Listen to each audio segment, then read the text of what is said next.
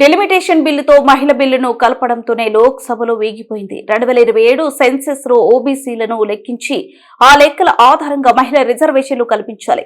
తెలంగాణ జాగృతి అధ్యక్షురాలు కల్వకుంట్ల కవిత చట్టసభలో మహిళా రిజర్వేషన్ల బిల్లుపై బీజేపీకి చిత్తశుద్ది లేదని మరోసారి నిరూపితమైంది. ప్రతిపక్షాలు అడ్డుకుంటాయనే స్పష్టమైన అవగాహన ఉన్నప్పటికీ బీజేపీ కుట్రపూరితంగా 2 బిల్లులను కలిపి పార్లమెంటు ముందుకు తీసుకొచ్చింది. మహిళా కోటా బిల్లుతో డెలిమిటేషన్ బిల్లును ముడిపెట్టడంతో ప్రతిపక్షాలన్నీ ఒక్క తాటిపైకి వచ్చి లోక్సభలో బిల్లు వేగిపోయేలా చేశాయి. రాజకీయ లబ్ధి కోసమే బీజేపీ ప్రయత్నం చేస్తుంది.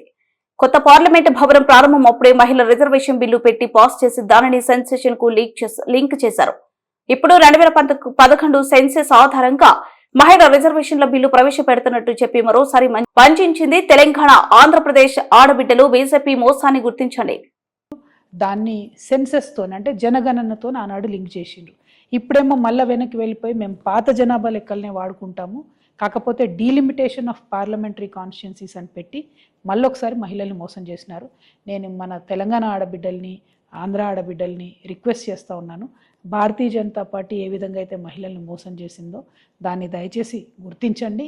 మీ ఫ్రెండ్స్ ఎవరన్నా వెస్ట్ బెంగాల్లో ఉంటే ఫోన్ చేసి వాళ్ళకి చెప్పండి, ఆడొక మహిళ లీడర్షిప్ చేస్తుంది, ఆ మహిళను గెలిపించండి, ఈ మోసకారి మాయమాటలు చెప్పేటటువంటి భారతీయ జనతా పార్టీని ఓడగొట్టండి అని చెప్పండి. Thank you. జై తెలంగాణ.